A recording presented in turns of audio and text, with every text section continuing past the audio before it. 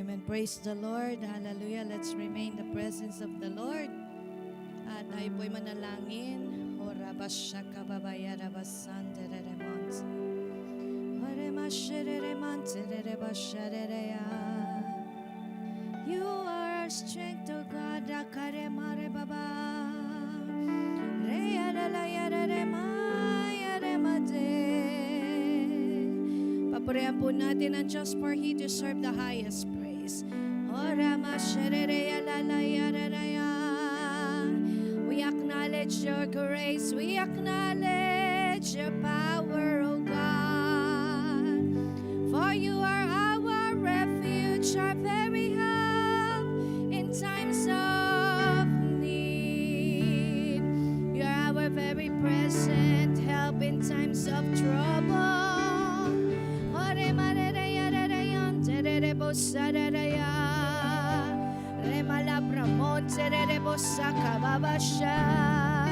Holy are you, Lord. Holy are you, Jesus.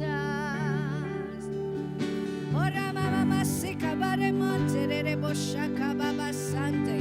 Remare baya la la la la la la la yara remonte boshaka baba. Serere boshaka mare kala la yara ya.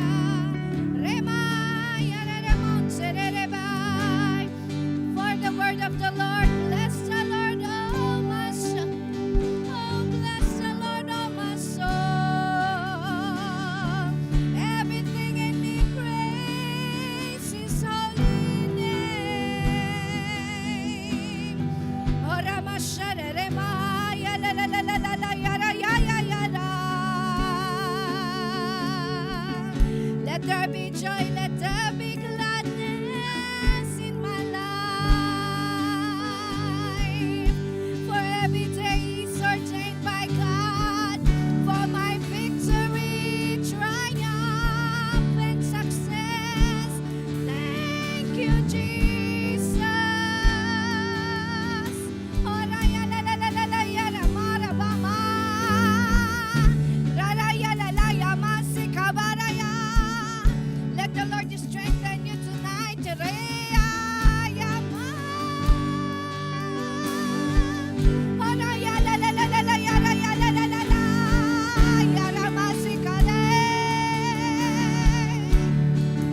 Let your praise be heard in heaven. Ora ba ba ba ba ba ba ba ba ba ba ba ba sika ba ba ba ba ba. Rekala ba monte re ya basa.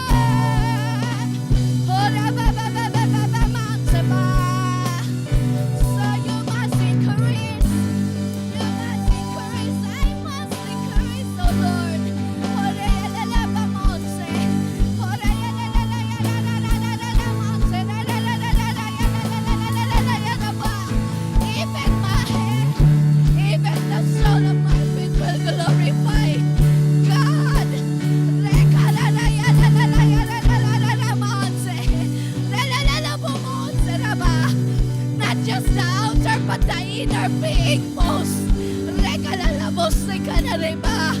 Reba bebe mentela ba mo rebo shaka ba re mara la ya la la la la ya la la la la. Re la la la ba mo la la ya la mo si ka ba ba ba ba ba ba. Ra ba ba ba ba ba ba si ka ba mo shikara. Re ka sara la ya la la ya la mo. Shout it to the Lord for He is good. His love endures forever. Maka ba ba ba ba ba ba she. La la la la la ya la la. Sika la la la la ya la bo mo se la ba sha. La la la la bo mo se la la ba. La ka sika la la la la la ya la la. La ba ba ba ba se le le mo. Le bo sika le le bo sika la la ya le. Para ba sha la la la ka ya. Re ba la mo se le le bo shika la la ba se. Le le le le le le le ba. Saka ba ra da da da ba le mo se la. Le be le be se ka le le ya. Every word, every tear, sika ba ba ba shaka ba ba ba ba. Raka mo se le le be le be. Le mo sika la la ya la la. Reka mo se le. Thank you, Jesus. Rama ma se le le bo sika la la bo. Mara ba sika la la ya la la. Le mo se le le bo shaka le le ya la la la la la la la ya la la. Re la la la la la la la la la bo sika ma. Le ma se le le bo shaka le ha le. Ora ba saka la la. Saka ba ba ba she. Ma se la pre mare bo sante. Le mo sika le le bo shaka ba ba ba ba. Le kala ba ma se le le bo sante le le. Re ma shaka ra ha. Sara le mo se le le bo sika ra ra ha le. Thank you, Lord, for edifying us. Makamare mo se le le bo shaka ba ba ha. Se le le le bo shaka re ra ha le. Sabihin natin kay Lord, I found my fortress. Found my fortress in you. Rabasikarerehane. That is the God who comforts us, whom you can rely on. Yes, in every minute, every hour of your life. Orema shakararahate. I found my fortress in you, and my is anchored with you, my resting place in your forever safe. Let's declare with confidence. Forever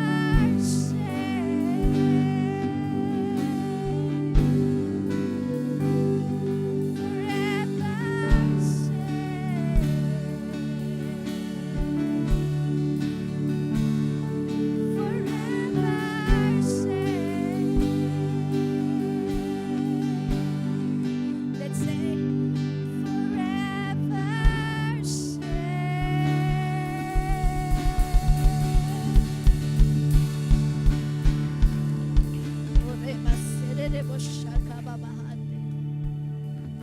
Father, we thank you. You're glorious. You are divine.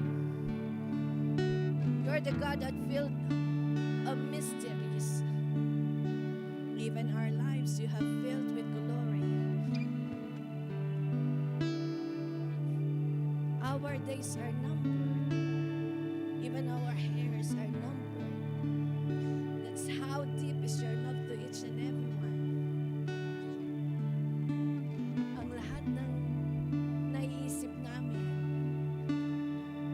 nilalaman ng puso namin, batid mo, Panginoon. Maging ang desisyon namin ngayon at sa mga parating na panahon ay nababatid mo, O Diyos. Naisulat mo, hallelujah, ang aming pangalan sa libro ng buhay. At ang aming kagalakan, O Diyos, ay ang magawa ang kalooban mo. Sapagkat yun ang dahilan kung bakit kami nandito. Katulad ng Panginoong Jesucristo, you have sent Him in this world to do the will of you,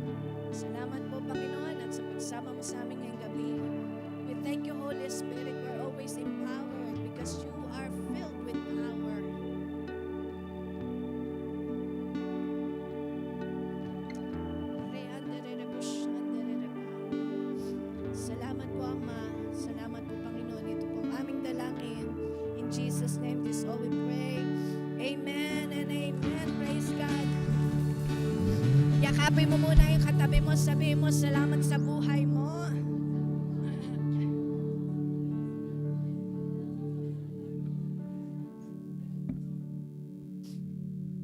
Praise the Lord.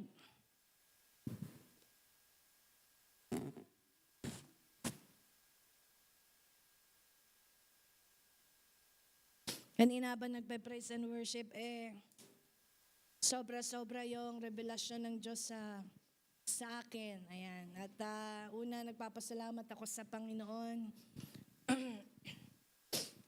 dahil sa pagsama niya sa akin sa opisina. Kanina tumawag yung yung amo ko, diba? Hindi ko ba nakwento sa'yo? Magkwentuhan na lang tayo ngayon. Tinanggal siya. Tinanggal yung amo ko, yung boss ko. Tinanggal siya sa kumpanya. Naka-garden leave siya.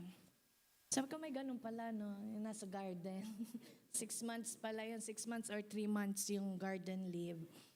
Tapos, sabi niya sa akin kanina, marami kasi siyang instruction, okay? At lagi ako nagpe-praise sa Lord. Sabi ko, Panginoon, ayoko magtrabaho ng parang may betrayal ako dito sa kumpanya dahil may binibigay siya mga instruction na ganyan-ganyan. Though meron naman na pag-desisyonan na mag-i-split yung dalawang may-ari.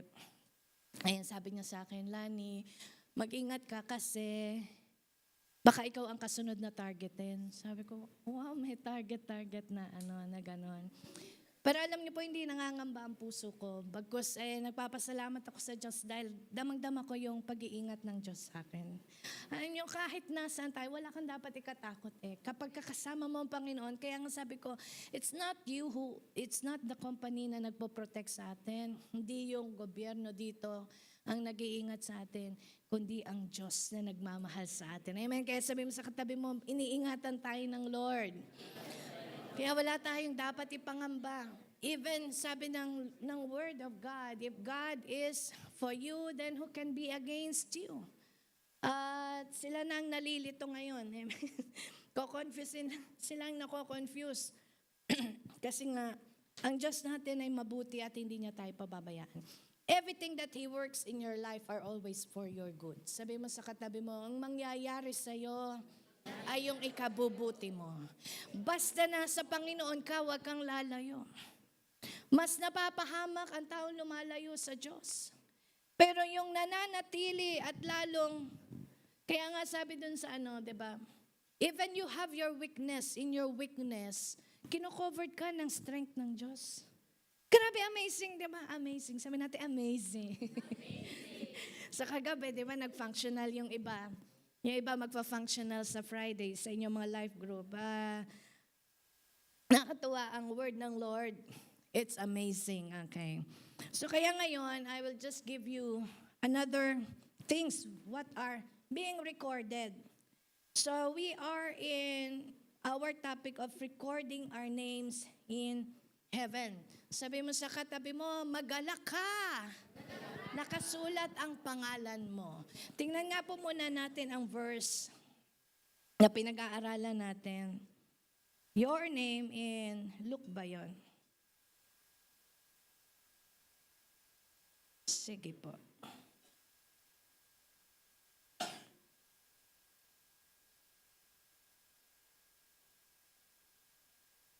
Ayan. Basahin natin 1, 2, 3. However, do not rejoice that the Spirit submit to you, but rejoice that your names are written in heaven. So, yan po ang itinuturo sa atin na do not settle on the rejoicing.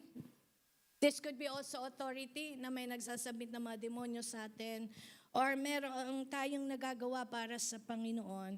But what we could say, we rejoice more than that, and that is being assured of our salvation. Amen. Sino dito nag 1.1? Can you still remember pag tinanong ka, anong sagot mo? Maybe, eventually, actually, or surely, hopefully, or absolutely. Amen. Pag sinabing absolutely, wala nang pagewang-gewang. Surely yun. More than assured of. Amen. Absolutely, I am saved. Not because of what we have done, but because of what Jesus Christ has done. That's why there is salvation. Amen. Kung dahil lang din pala sa sarili natin, di sana wala na nagligtas. Kaya mo pala ligtas mo na lang sarili mo. But that's not the design of God. Kaya nga siya pumunta dito sa atin, inabot niya tayo dahil hindi natin kaya sa sarili nating lakas, galing, talino, at sa sariling ganda. Sabi sa katabi, hindi kaya. Sa sariling ganda. Okay? Yung iba nilalaban na lang ng pagandahan. No? Pero hindi ho doon ang usapin ng kaligtasan, kundi nasa biyaya ng ating Panginoong Hesukristo. Kaya makikita po natin, tingnan muna natin ang verse na sinabi ni si Moses. Sabi ni Pastor Chris doon sa kanyang excerpt ng isang ng kanyang exhortation regarding your name is written in the book of life.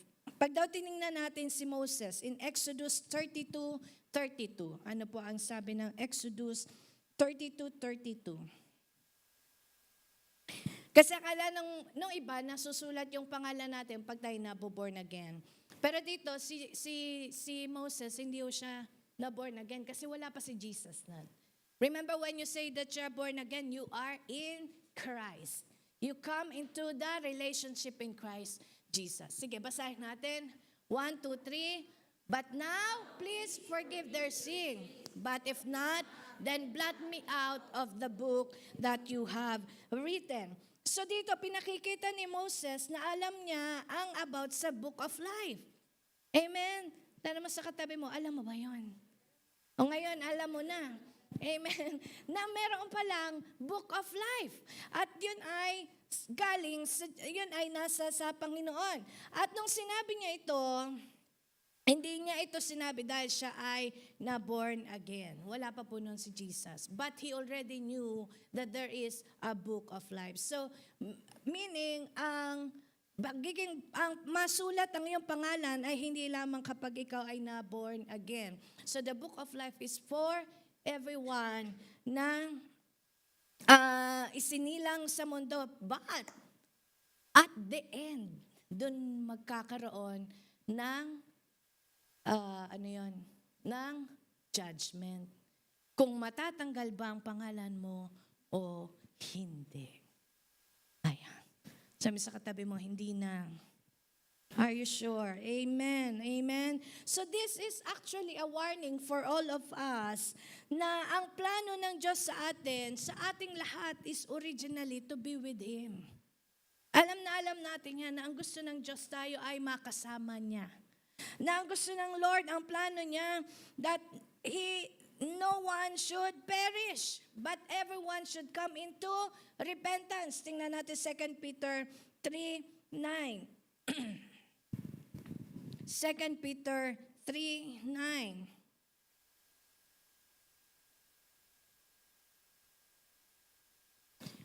The Lord is not slow in keeping His promise, as some understand is slowness. He is patient with you. Sabi mo sa katabi mo, patient ang Lord sa'yo. Grabe pa. Siguro pag tinignan niyo po. Pero may revelation ang Lord sa akin eh. Gusto ko sana alalahanin yung nakaraan ko, pero mamaya pag-usapan natin. Not wanting anyone to perish, but everyone to come to repentance. Kaya yung libro ng buhay na masulat yung pangalan natin, kalooban ng Diyos yan. Gusto niya manatili yung pangalan mo doon. Ayaw niya makita na one day wala ka doon. That is not His plan. His plan is for you to remain in His presence. Yun ang magandang plano ng Diyos sa atin. Pero kung dumating ang panahon na hindi makita ang pangalan ng isang tao, it's not God to blame. Hindi yung kasalanan ng Diyos. Hindi siya nagkamali. Hindi ka lang basta nabura. Sino accountable na doon? Tayo. Kung mabura ang mga pangalan ng sino man, it is not because of God. It is no one to blame but themselves. Exodus 32:33. Ano po ang sabi doon? Exodus 32:33. The Lord replied to Moses. Di ba magkausap sila? Di ba sabi niya kanina sa 32:32? Anong sabi ni, Panginoon, blot me, I pray thee, that out of thy book thou hast, which has written, nasa King James. So ngayon, sabi niya dito, yan, now please forgive their sin. Nakikipag-bargain si Moses, patawarin mo na yung kanilang kasalanan. Kasi kung hindi, tanggalin mo na lang ako sa... Imagine. Hindi niya kasalanan niyo. Kasalanan ng mga taong I think this is the story of Lot or of those people. Patawarin mo na, Lord. Ikaw pagka may gumawa sa'yo ng masama, anong prayer mo? Sige lang, Lord. Sige lang. Damihan mo pa. Ito si Moses, walang kasalanan. Inihihingi niya ng tawad. At ang sabi pa, kasi kung hindi, Lord, tanggalin mo na rin yung pangalan ko sa libro ng buhay. Aba, matindi. Matindi ang inilalaban niya. Matindi ang kanyang pinaglalaban. Buhay ng tao. So ngayon, ano sabi ni Lord? Then the Lord replied to Moses. Ito ang kanyang sagot. Basahin niyo. 1, 2, 3.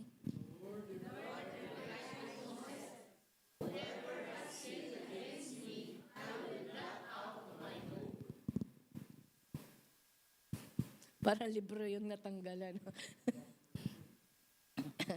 Kung sino daw ang magkasala sa kanya ay tatanggalin niya sa libro ng buhay.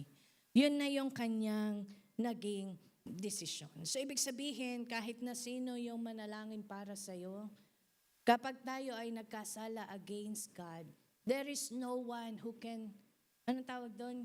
Yung mag-intermediate or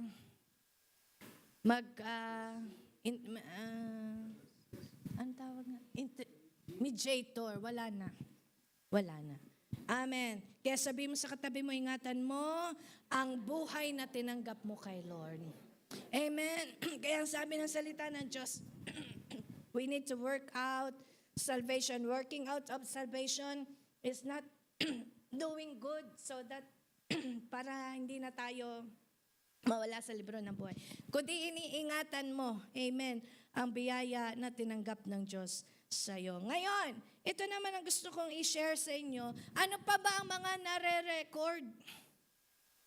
Ayan. Ano pa ba kaya ang nire-record ng Diyos? Na-record kaya ni Lord yung utang natin?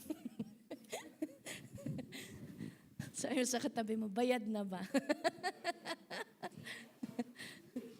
Alam nyo, minsan, ang dami nating mga bagay pala sa ating buhay na hindi na pala kailangang i-record, pero pinapananatili pa natin. Pero sa Diyos, alam nyo ba, mahalaga sa Kanya mga nire-record niya.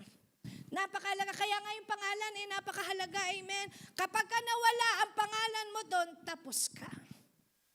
Pero kung nandun ka, meaning, mahalaga ka, kaya ka nasulat. Kaya ka nandun, pinahahalagahan ka ng Diyos, iniingatan ka ng Diyos, minamahal ka ng Diyos. Ano pa ba ang na-record? Number 1, our days are being recorded also. Amen. Sabi mo sa katabi mo, ang ating araw ay na-ordained ng Diyos. Psalm 139. Bakit ba may nasabit? Pero parang gusto ko yung boses ko ngayon, medyo husky. Okay?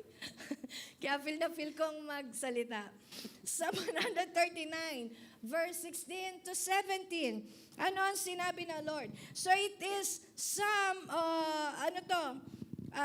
isang awit ng isang mula pa sa womb ay nakita na ng Diyos. Sige, basahin natin. 1, 2, 3. Your eyes saw my unformed body. All the days ordained for me were written in your book before one of them came to be. Sa nasulat ang Diyos pala, mapanatili ng, siguro may library sa langit. Ang dami sigurong Paano nire-record ng Diyos yung araw-araw natin? Eh, yung pangalan nga lang eh. Ilang bilyon na tayo, tapos yung araw-araw mo pa.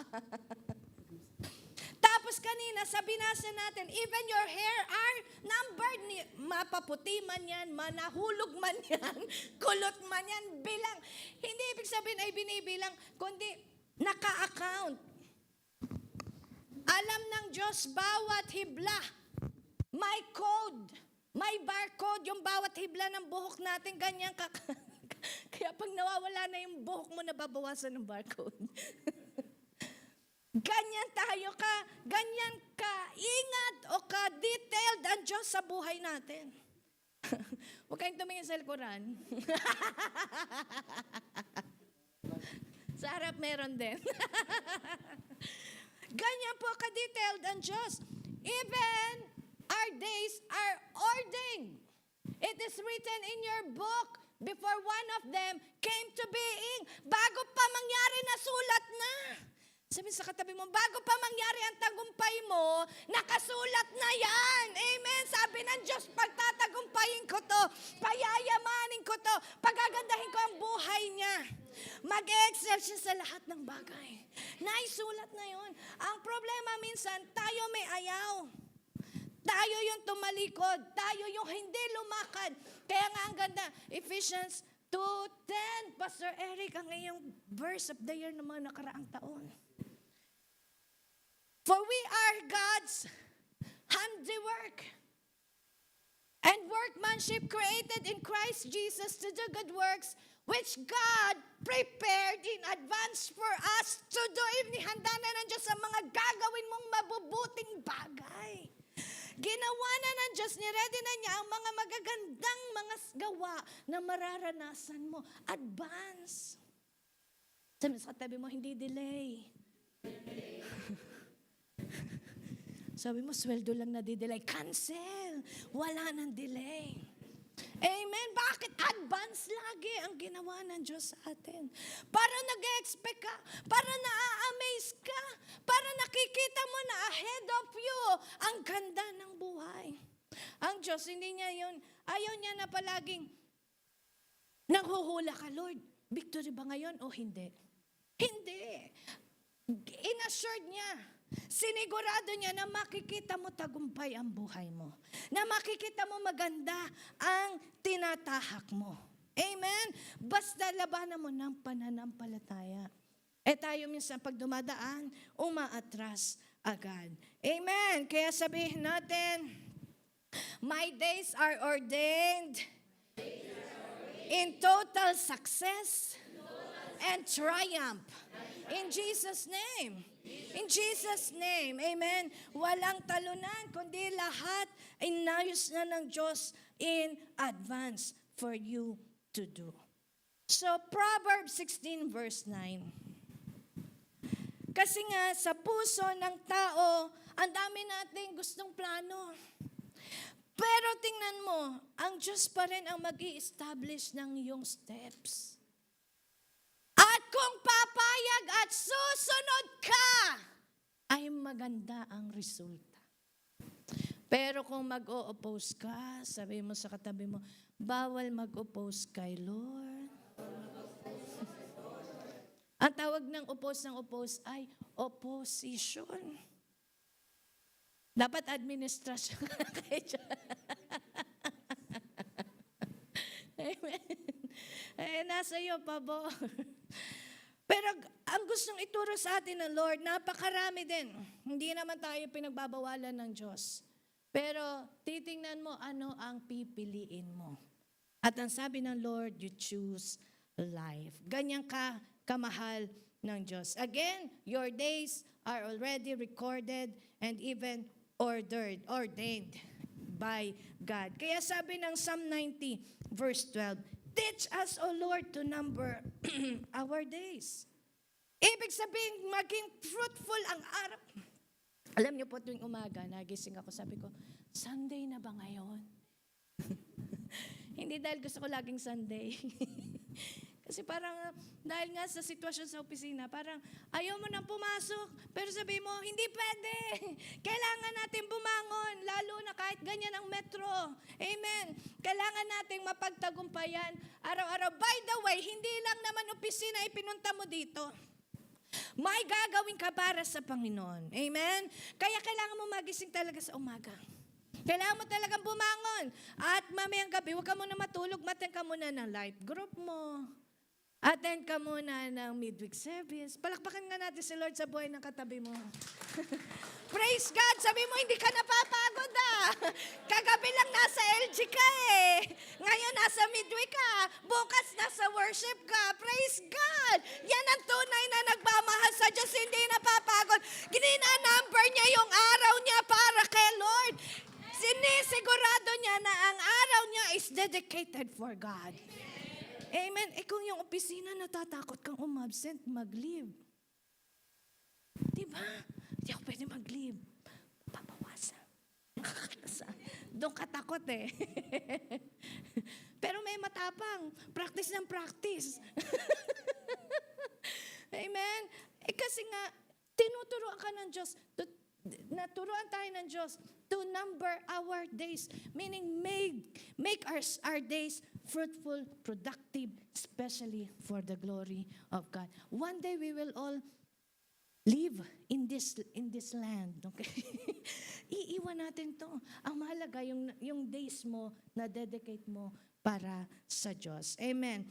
Number 2, ano pang nire-record ng Diyos? Tears. Kaya pag umiiyak ka, may anghel pa lang nangungulekta ng luha mo. Tingnan natin. Psalm 58 verse 6 ba yan?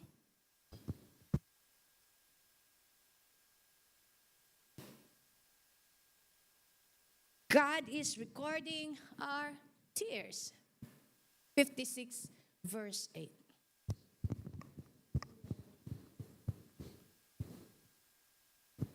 Okay? 1, 2, 3. Record my lament, list my tears on your scroll. Are they not in your record? Ulit. 1, 2, 3. Record my lament, list my tears on your scroll.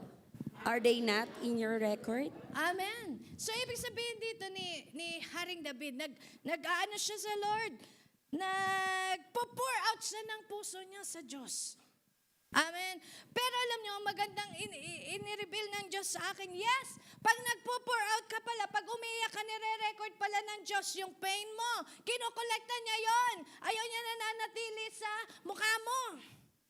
Ayaw niya na palaging pag tiningnan ka ng katabi mo, parang paiyak ka na naman. So, bakit nire-record ng Lord yan? It means hindi nalilingid sa Diyos lahat ng hirap, mga sakit, mga pain, hardship, or trouble mo.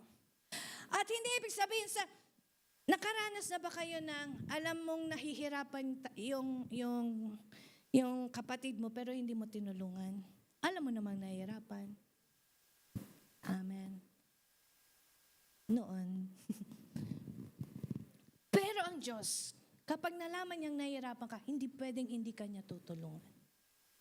And sabi ng Philippians 1:6. Okay, umiyak. Minsan alam niyo po, kahit sa prayer, umiyak. Si Jesus ba umiyak? Alam niyo to, umiyak ba si Jesus? Ha? Sino hindi nakakaalam? Anong verse? John 11? Oh. Umiyak ba si Jesus? Even Jesus is umiyak. Alam niyo ba ba't umiyak si Jesus sa John 11:35?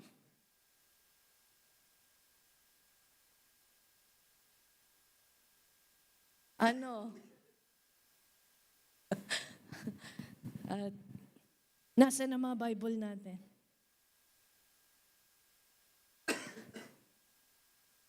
Oh, bakit? Napaka-exing verse, hindi yung pamatandaan. Ano ba yan? Okay lang, basta malapit. Amen. Alam mo, magkakatabi yun Alam niyo bakit siya naiyak? Kasi nga, nabalitaan niya na namatay kaibigan niya. Naiyak siya kasi nga, alam niya may gagawin ang Diyos. Grabe. Umiyak siya, hindi siguro dahil nga nalungkot siya. Pero umiyak siya dahil alam niyang may gagawin si Lord. Alam niya may gagawin siya doon sa kaibigan niya. Amen. Kaya sabi mo sa katabi mo, sa susunod na makita kitang umiiyak. Alam ko may gagawin ang Diyos sa buhay mo. Amen. Amen. Kinokolect ng Lord yung ating mga luha. At kanina pa nagme-meditate ako, sabi ko, Lord, bakit mo kinokolect yung aming mga luha? Sabi niya, dahil one day, ayoko nang makitang umiiyak ka uli. Kaya pala pinangako niya yan sa Revelation,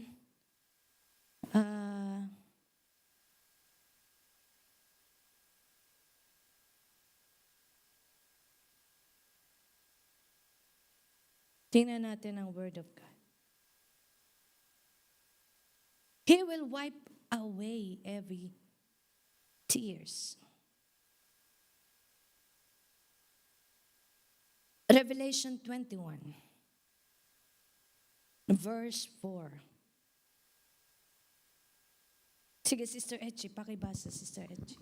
He will wipe every tear from their eyes. There will be no more death or mourning or crying or pain, for the old order of things has passed away. Amen. Amen. Darating ang panahon na hindi ka naiiyak. Amen. Dati, I used to keep records also of my tears. Alam niyo yon. Mahilig din po ako dating, di ba nung wala tayo sa Panginoon, ang hilig nating mag-record ng ating mga hinanakit. Tapos sabi mo, hindi ko na siya babalikan kasi nga, sinaktan niya ako eh. Alala ko yun, tandang-tanda ko yun. Doon sa lugar na yun, sabi mong ganyan. So lahat dati ng mga negatibo, tandang-tanda natin, tama ba? Kahit nga bata ka nun eh, natatandaan mo yung mga nagpapaiyak sa'yo. Natatandaan mo yung mga bagay na nag-cause sa'yo ng trouble, nag-cause sa'yo ng pain. Na isang araw, may message ako ni Ana, kasi nga ako mahilig ako magsulat. Noon. Ngayon, bago ako bumalik dito, binigyan ko siya ng yung diary book na sabi ko, hindi yan slam book. Sulatan niya ng mga pag may gusto kang prayer, thanksgiving mo kay Lord, ganyan. Tapos binasa ko yung, sabi niya, tita, nakita ko, sabi niya, nakita daw niya ulit yung sulat ko. Nung binasa ko, ako naiyak. Sabi ko, naiyak ako sa sarili ko sulat. So, minsan, yung palang mga tears natin, bakit kinokollect ng Lord? Because He is taking care of you. Ibig sabihin, yung tears mo na yan, kaya niya kinokolekta ay ayaw niyang manatili sa'yo. God is taking care of you. And you don't need to keep it. Sabi mo sa katabi mo, kung iiyak ka, huwag mong ikikip. Kasi nga you don't need to keep it because God is taking it out from us. Kung iiyak ka, sige lang, umiyak ka. Even the spirit sometimes is crying. Kaya nga pag nagpe-pray ka, di ba? Minsan nagpe-pray ako. Si Danessa pumasok sa kwarto sa amin, ate, ano nangyayari sa'yo? Ano ba? Nakaganan ako dun sana. Kasi may mga prayer na hindi mo ba mapigilan talagang maiyak ka. Pag lagi ate, sabi niya, ate, ano nangyayari sa'yo? Hindi mo nagpe-pray ako. So, hindi ko rin masabi yung expression, no? Kasi nga, that's the Holy Spirit. Sometimes, even the Holy Spirit cries with us in groaning in Romans 8:26. Kaya naka-record yan, kasi one day, dahil ayaw ng Diyos, na nagkikinikip mo yan. Kaya sabi niya, ako na lang mag-record, huwag mo nang i-record. Amen? And last na nire-record ng Diyos, number 3, is a reward. Ayan. Sino dito gusto mo, alam mo kung ano yung tatanggapin mo. Alam mo kung ano yung i-reward sa'yo ng Diyos. So, Kanina sabi ko, Lord, bakit hindi nakikip? Alam niyo bang hindi kinikip ng Diyos your sins? You know that? Ngayon niya lang nalaman. Sabi niya nun, and I will not remember your sin. And I will remember your sin no more. Ba, ang hirap mag-English ni Lord. Para pwede naman sabihin, I will not remember your sin anymore. Sabi niya, and I will remember your sins no more. Bali-baliktad. Pero yun ang ibig sabihin nun. Hindi niya kinikip ang mga kasalanan. Hindi siya nagkikip. Kaya nga sa libro ng buhay, hindi niya kinip ang mga unrighteous. Hindi siya nagkikip ng ganon. Ibig sabihin, hindi nagkikip ng negatibo ang Diyos. Hindi siya nag-treasure ng mga bagay na hindi kanya. Like sins, yung ating mga pain, hindi niya kinikip yan. Ang kinikip niya lang, yung pangalan mo, yung mga tumanggap sa anak niya, at yung reward. Amen. Yung punishment, wala kang nakita doon na kinip niya yung mga taong ipapunish niya. Hindi niya kinip yung pangalan. Kaya nga nawala eh. Nagigets niyo yung baby ko sabihin? Hindi niya kino-concern yung mga yun, kaya nga nawala na lang. Pero wala na siya magagawa kapag ka nabura yung pangalan nila doon. So your reward, Hebrews 6:10. Hebrews 6:10, sabi ng verse, Ate Etchi. God is not unjust. He will not forget your work and the love you have shown Him as you have helped His people and continue to help them. Amen. Sabi mo sa katabi mo, yung ginagawa mo kay Lord, hindi nalilimutan yan. Hindi lang sa hindi nalilimutan, naka-record pa. Malakaya 3:10. Lagdagdagan natin, 16. Sabi na, Malachi. Okay. Sige, Ate G. Then those who feared the Lord talked with each other, and the Lord listened and heard. And then, a scroll of remembrance Alin? was written in His presence concerning those who feared the Lord and honored His name. Amen. So yan ang mga kinikip ng Diyos na mga record. Yung mga taong may takot sa Kanya at nag-honor sa Kanyang pangalan. Sabi sa katabi mo, one day you'll receive your reward. But remember that God will not just reward you in heaven. Kasi yung iba, akala nila, doon mo matatanggap ang reward mo. Don't you know that even here, you will be able to receive your reward? Amen. Sabi mo sa katabi mo, dito pa lang. May reward ka na. Wag na lang award. Iba kasi yung award sa reward. Yung reward is, may ginawa ang Diyos sa'yo because you do something else. Yung award, binigay lang yan kasi naging excellent ka, ganyan. Or nanalo ka, may award ka. But yung reward is because you do something for God and He will reward you on what you have done. So, ano pa ba yung mga sacrifices na ginawa mo para kay Lord at para sa gospel? Alam niyo yung pag-share natin ng gospel, sakripisyo yun eh. Lalo na dito sa bansang to. Alam natin lahat yan. Sabi mo sa katabi mo, grabe ang sakripisyo mo. Grabe din ang reward ng Diyos sa'yo. Amen. Di patatalo ba si Lord? Kung grabe ang sakripisyo mo, mas grabe ang reward ng Diyos sa atin. Yung magpabugbog tayo sa metro station, sabi ni Princess. Pastor, hindi naman nabago yan eh. Kahit nung hindi pa sira ang metro, nagbubugbugan na sila.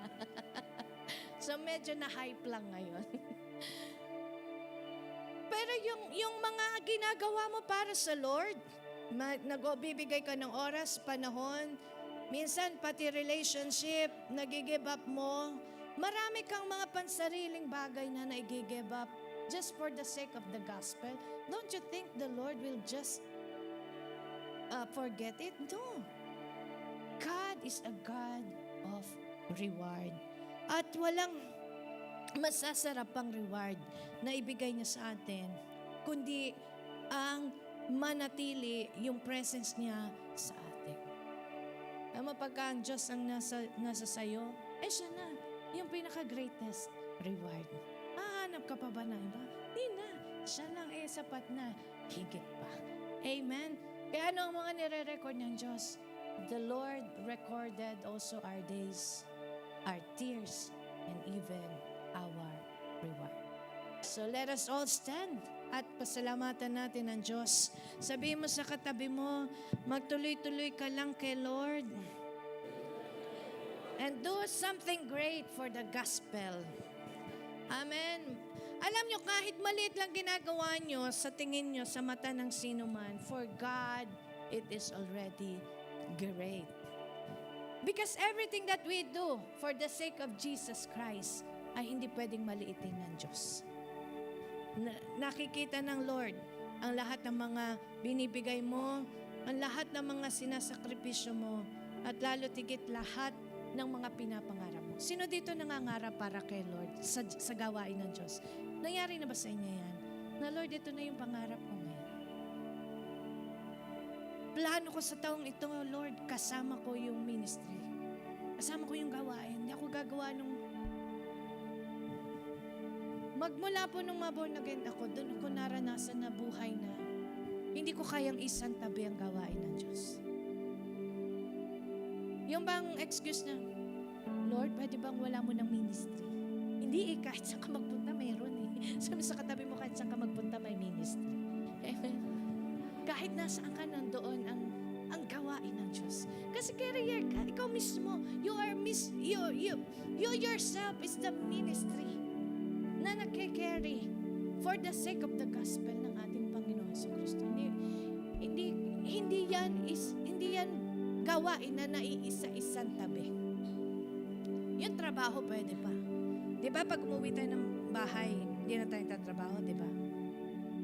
Depende. Yung iba hanggang uuwi. Huwag na kayo magtrabaho. Ang trabaho sa office lang. Pero yung bahay, office niyo. Pero pwede isang tabi yun. One day, hindi ka naman sa amo mo haharap. Hindi ka sa amo mo magsusulit. You'll always be facing our Savior, our God. At isa sa masarap na reward, yung sasabihin sa'yo, come, my faithful servant, join your master's happiness. Napakasarap po na marinig yun. Yeah, congratulations sa inyo lahat. We are concluding na, hindi pa pala, may Sunday pa pala. Kasi next week, andito po si Bishop Ted. So, let's support our midweek service. Wag tayo mapagod. Ako talaga, nagpapasalamat ako sa mga taong kahit nahirapan sila mag-transport, kahit gabi-gabi nasa gawain sila. Buhay na natin yan Yun yung talagang buhay na natin Hindi na natin may alis yun. But praise and glory to God. We are doing it all for the glory of our Lord Jesus Christ. I invite Pastor John to pray for us.